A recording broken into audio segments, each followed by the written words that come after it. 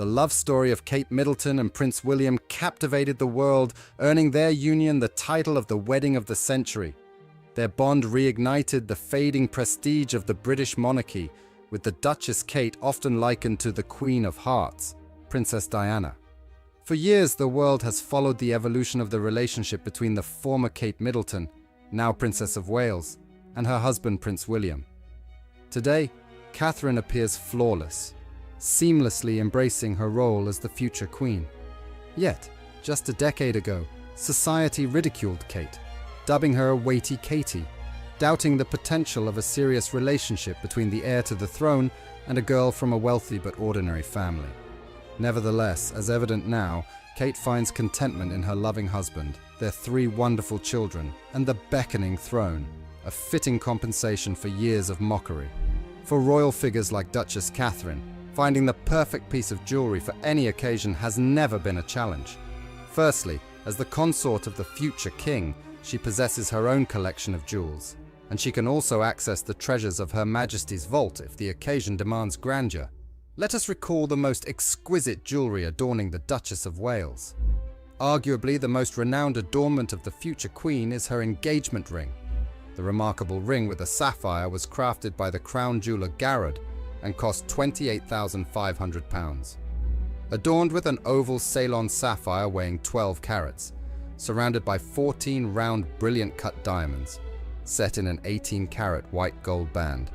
This iconic engagement ring was not custom-made for Princess Diana, sparking controversy at the time. People labelled it the commoner's ring, as technically anyone could afford it, while traditionally, each royal bride had her engagement ring custom-made. Princess Diana's ring catapulted sapphire engagement rings to the height of popularity, turning a once ordinary style into a symbol of elegance. Princess Diana continued to wear the engagement ring long after her separation from Prince Charles. It remained one of her favorite accessories. After Diana's tragic death in 1997, the ring was inherited by Prince Harry, who chose it as a memento of his mother. According to Diana's butler, Paul Burrell, Harry selected the ring for its special memory. I remember holding Mum's hand when I was a small boy, and this ring always hurt me because it was so big. Prince William chose his mother's Cartier watch. On the eve of Prince William's engagement to Kate Middleton, the brothers decided to exchange meaningful gifts so that William could propose with his mother's engagement ring. When asked why he chose his mother's ring for the proposal, Prince William replied, "It was my way of making sure my mother didn't miss out on today, the excitement, and the fact that we're going to spend the rest of our lives together." The next adornment, this time inherited from her husband's grandmother, is a brooch in the shape of a fern leaf. The Coronation World Tour of Queen Elizabeth II in 1953 to 1954 was marked by several significant jewellery presentations, including a platinum brooch in the form of a fern leaf. According to media reports of the time, Elizabeth II received this diamond-studded ornament in 1953 as a Christmas gift from the wife of the Mayor of Auckland, Lady Allam. The piece was acquired with funds from the Women of Auckland community. In this way, the women's organisation expressed gratitude to the first reigning monarch to visit New Zealand. The New Zealand gift is designed in the shape of a fern leaf, the country's national symbol. Adorned with round and baguette-cut diamonds, the platinum brooch became Elizabeth II's steadfast companion at events related to New Zealand. In 2014, the brooch was loaned to Catherine for the first time during the Cambridge family tour of New Zealand and Australia. The fern leaf adorned the Duchess's red coat dress, complementing her elegant Welsh ensemble. One of the adornments the princess simply adores is the lover's knot tiara. The Duchess of Wales first wore it on December 8, 2015, to an official reception. Following this event, Catherine appeared at 5 similar ceremonial occasions, each time unwaveringly wearing her favourite. The jewel was created in 1913 based on the design of the original lover's knot tiara from 1818, traces of which, unfortunately, have been lost. Queen Mary, wife of King George V, commissioned this ornament from the finest jewellers. She donated one of her old diadems to create the piece. She was so fond of such a design. After Queen Mary's death, the tiara passed down to her granddaughter, Elizabeth. When Elizabeth became the owner of this precious magnificence, she was already the Queen of Britain. The next mistress of the magical tiara was Princess Diana. Can it be said that she often wore this ornament and loved it? I believe so, as there are numerous photos of her wearing it. After the tragic death of Princess Diana, the jewel passed to her daughter-in-law, Catherine Middleton. Catherine still regards her late mother-in-law with love and respect, and so the Lover's Knot tiara is not just a beautiful jewel, but also an eternal memory and tribute to Princess Diana. Another beloved royal adornment of Princess Catherine is Queen Mary's diamond bracelet choker. Among all the jewels in the royal collection, a special place is reserved for the bracelet choker, which consists of diamond columns in the Art Deco style. According to leading jewelers, this splendid piece was created in the 1920s. In any case, it is first seen in portraits of Queen Mary from that period. It is now difficult to determine whether it was originally intended as a bracelet or later modified into a choker, but the likelihood of seeing it as a choker is very low. After Queen Mary's sudden death in 1953, the bracelet did not appear in public until 1973. It was then that the Queen Mother wore the choker as a bracelet for a series of portraits commemorating her jubilee. At that time, she celebrated her 75th birthday. After her death in 2002, the bracelet became part of the royal jewellery collection. The next time this marvel of jewellery craftsmanship was seen was on the then Duchess of Cambridge. In 2018, Catherine wore the bracelet choker paired with the Lover's Knot tiara and pearl earrings during a reception at Buckingham Palace, and now it is quite often seen on her. However, Catherine also has her own jewellery. During the London Olympics in 2012, Catherine appeared wearing a Cartier necklace with interlocking rings of white, yellow and rose gold, echoing the theme of the sporting event. The necklace, priced at $71,600, was again worn during a reception in New York, and a few years later she showcased earrings from the same set, valued at $160,000. One of the most dazzling pieces in the collection, it seems, was a gift from her father-in-law. For his daughter-in-law, King Charles chose a white and yellow gold piece with an intricate diamond pattern. The bracelet alone is worth $275,000, and it came with matching earrings. Prince William gifted Catherine his mother's drop earrings after proposing in 2010. These earrings were originally a wedding gift to Princess Diana, part of a set of jewels given by the Crown Prince of Saudi Arabia, Fahd. Prince William gifted the earrings to Kate after proposing in 2010, and the Duchess updated the design to a drop style. They became a signature element of Kate's look for many years.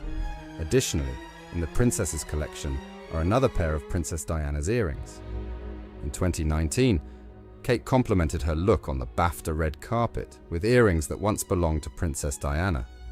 With her stunning one-shoulder dress, impeccable makeup, and flawless hairstyle, there was nothing not to love about the Duchess of Cambridge's look on the BAFTA 2019 red carpet. But there was one detail that truly stood out: her earrings. Kate wore a pair of dazzling drop earrings, once owned by Princess Diana for the occasion, noting that it was the first time she had worn them. It is known that Princess Diana bequeathed a significant portion of her legacy to her children. In her letter of wishes attached to her Welsh will, she specified that 75% of her wealth should go to her sons and the remaining 25% to her godchildren. According to Diana's will, her jewellery became the inheritance of her sons and eventually passed to their future wives, whom she failed to meet. The Princess of Wales expressed this wish: "I would like you to distribute all my jewellery so that it belongs to my sons so that their wives can own it and use it as they see fit." However, there is disagreement in publications as to exactly what jewellery belonged to Princess Diana. It is important to distinguish between the royal crown jewellery, which members of the royal family can use at the monarch's pleasure, and the personal jewellery of each member of the dynasty. Sometimes the jewellery of prominent members of the royal family, such as the Queen Mother, becomes the property of the crown. However, in Princess Diana's case, this was not the case, and her personal jewellery collection was divided between her sons. Sapphire set. Princess Diana has always shown a devotion to sapphires, and several pieces of jewellery featuring the gemstone from her personal collection are now part of the new Princess of Wales wardrobe. Kate regularly appears in public adorned with a sapphire set of earrings and a pendant, which harmoniously complements her famous engagement ring. It's also worth noting that Diana enjoyed wearing earrings with 2 sapphires surrounded by diamonds given to her for her wedding by Saudi Arabia's Crown Prince, Fahd. In 2022, Kate also appeared in public wearing the same jewelry at the Trooping the Colour parade in June. Also worth mentioning is the Nigel Milne bracelet, designed for Diana in 1988 and occasionally seen on Kate's wrist. We first heard about this jewelry in 2017 when the Duchess represented the royal family during a tour of Germany, and then it caught our eye again this year during a trip to the Caribbean. The bracelet, adorned with 3 rows of pearl beads, carries great significance for Diana as it is part of a collection created to raise funds for the charity Birthright. The organization was set up to prevent maternal and child deaths during childbirth, and Diana was an active patron of the organization. It is important to note that the princess wore this bracelet to the Birthright Ball in 1989. Drop pearl earrings from jewelry brand Collingwood were given to Diana for her wedding to Prince Charles in 1981. Today, her sister-in-law masterfully combines them with other pearl jewelry, showing them off at various celebrations. From a state banquet in honor of the King and Queen of Spain to a portrait created to celebrate the Duchess' 40th birthday, and published in January 2022. And here are a few more pieces of jewelry from the royal treasure trove that Catherine prefers to wear in the spirit of Diana. The South Seas pearl earrings are exquisite horseshoe-shaped pendant set with diamonds. Known to have belonged to Elizabeth II, these elegant pieces of jewelry continue to be part of the royal treasures. At one time, they were among Princess Diana's favorite pieces of jewelry. However, over time, it is believed that the massive round pearls in these earrings have been replaced by more compact drop-shaped ones. Kate prefers to accentuate her look with these earrings, wearing them to various events such as the BAFTA ceremony in 2019, the Ascot horse race, funerals, and the service at the Cenotaph on Remembrance Day. In 2022, she remains faithful to this piece of jewelry, with many seeing it as a clear symbol of Prince William's elevated status as wife. The 4-row pearl necklace is an exquisite piece of jewelry made up of 4 rows of cultured pearls given to Queen Elizabeth II of Japan in 1975. This exquisite pendant with a center diamond clasp was made at Gerard to Elizabeth's order. However, only 2 members of the royal family, the Princesses of Wales, were granted permission to wear this jewelry. Kate chose this pearl necklace in 2017 to celebrate the 70th anniversary of Elizabeth II and Prince Philip's marriage. She also wore it at their funeral. The Knots of Love tiara is sometimes mistakenly associated with the Cambridge tiara, believing it to be Kate's. In fact, this tiara belongs to Queen Mary and is part of the crown jewels. Members of the Windsor dynasty are entitled to use it with the monarch's permission. Oddly enough, neither Kate nor Diana have ever owned this impressive pearl jewelry. Emerald choker. This choker was first created in 1911 using superb emeralds donated by noble ladies of India. It was created by Gerard's finest craftsmen and is a true Art Deco work of art. Queen Mary's original emerald necklace was first unveiled to the public at the Durbar in Delhi in 1911. She also wore it at various events and chose to wear it for her portraits. It was not uncommon for Mary to complement the necklace with a pearl necklace from the Cambridge Pearl. In 1953, the jewelry passed to Queen Elizabeth, but she did not like chokers. So she wore only the necklace with emeralds, and the choker lay idle for many years. In 1981, an emerald choker was given as a wedding present to Lady Diana Spencer when she married the Prince of Wales. Although the choker was given to Princess Diana for life and she kept the jewel after her divorce, after Lady Di's tragic death it was once again in the Queen's possession. The most triumphant appearance of the choker in public was in 1985. The Princess of Wales wore it as a bandeau in Melbourne, Australia. The emerald jewel, along with the Spencer tiara and emerald drop earrings presented by the Prince of Wales, was also seen on Princess Diana in 1988. Another famous appearance of the choker was at a return banquet hosted by the King of Malaysia at the Dorchester Hotel in 1993. And finally, the last time Lady Di adorned herself with this masterpiece of jewelry was during her birthday celebration. Dinah was 36 years old at the time.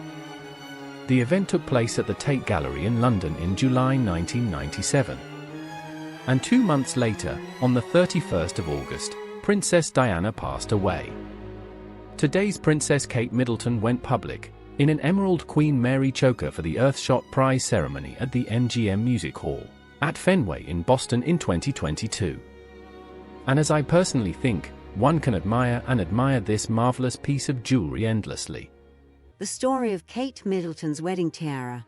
The exquisite Nimbus diamond tiara has long been a part of Queen Elizabeth's family history.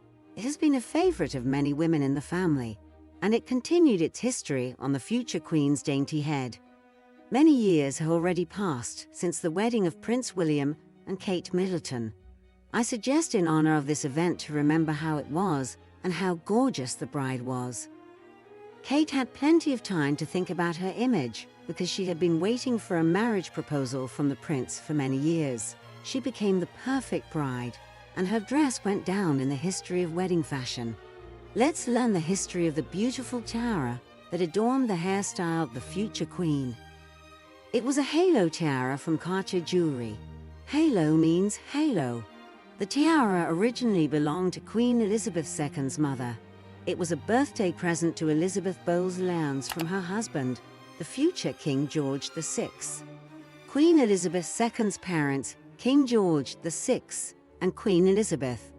At that time he was not yet king, nor was he even supposed to be. The country was preparing for the coronation of George's older brother, Edward VII.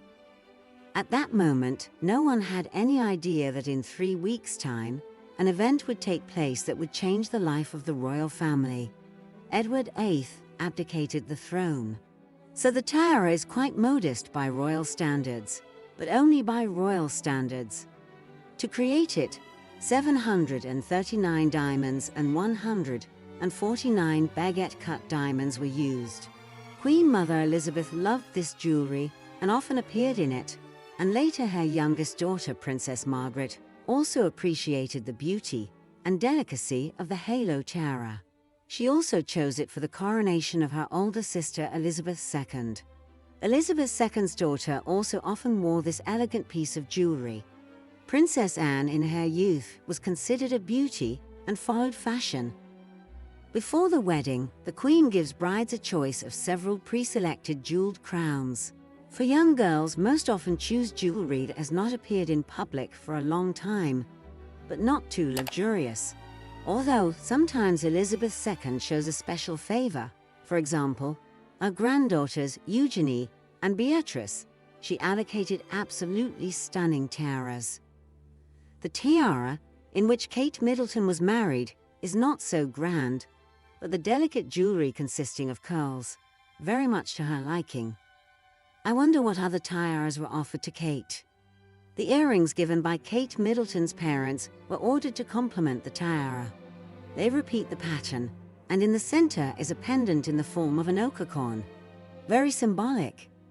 Kate Middleton married in the tiara of her mother, Queen Elizabeth, and Meghan Markle in the tiara of her great-grandmother.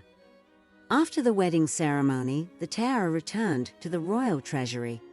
Kate did not wear it anymore, although she has the right to wear the same piece of jewelry for important events. Perhaps we will see her wearing this piece of jewelry again, and maybe even in honor of her wedding anniversary. What do you think? Did you like the tiara on Kate, or would you rather see her wearing a different one? I'll tell you a story about a tiara that no one has seen for 80 years. Queen Elizabeth II's mother was not marrying a future monarch, but merely the Duke of York. The second son of King George V intended to serve the English crown and country to the best of his ability, but his older brother Edward, Prince of Wales, was to be king. However, after his father's death, Edward VIII abdicated, and henceforth George and Elizabeth Bowes-Lyon from the Dukes of York became King and Queen of Great Britain, and their young daughters Elizabeth and Margaret became heiresses to the throne. As the Duke's consort, Elizabeth could not boast a large collection of jewelry, but But since the Prince of Wales was unmarried, the Duchess of York still had access to quite a large portion of the royal treasury. She often appeared in public wearing the Gallo tiara and the Lotus tiara. Kate Middleton was married in the Halo tiara, and the Duchess of Cambridge wore the Lotus tiara several times to ceremonial events. But here is one of the Queen Mother's tiaras that no one has seen for years. It is a tiara with the romantic name of Strathmore roses, made in the form of a wreath with large blossoming rosebuds. This tiara looked great as a bandeau. In 20-30th years of excess century, it was possible to wear jewelry low thrusting it on the forehead, and it should be noted that Elizabeth it was very good. Elizabeth Bowes-Lyon received this delicate and highly original tiara as a wedding present from her father. The delicate wreath of diamond flowers is very appropriate for a young woman just starting out in married life. After becoming queen, Elizabeth no longer wore the Strathmore roses tiara. Perhaps she considered it sufficient for a duchess, but too modest for Her Majesty. The royal couple's daughters Elizabeth and Margaret also did not appear in public wearing this elegant tiara. Elizabeth Bowes-Lyon wearing the Strathmore roses tiara. Its design seems a bit dated now, but I still really like it, and hopefully we will see this piece of jewelry art on one of the princesses of the British royal family. Maybe Charlotte will appear in it. I think such a piece of jewelry will be very suitable for a young girl. According to one version of the tiara, Strathmore roses is too fragile, so it is no longer worn. But for Her Majesty's jewelers, there is no problem to repair and restore any, even the most difficult jewelry. I don't want to believe that such beauty has been dismantled into individual stones, but we hasten to please you. Tiara is not dusty somewhere in the cellars of the Windsor Treasury. The Princess of Wales appeared wearing the Strathmore roses tiara at a reception in honor of the President and First Lady of Korea. How wonderful that the tiara has been preserved and now has a second life. Do you think this tiara deserves to get a second life?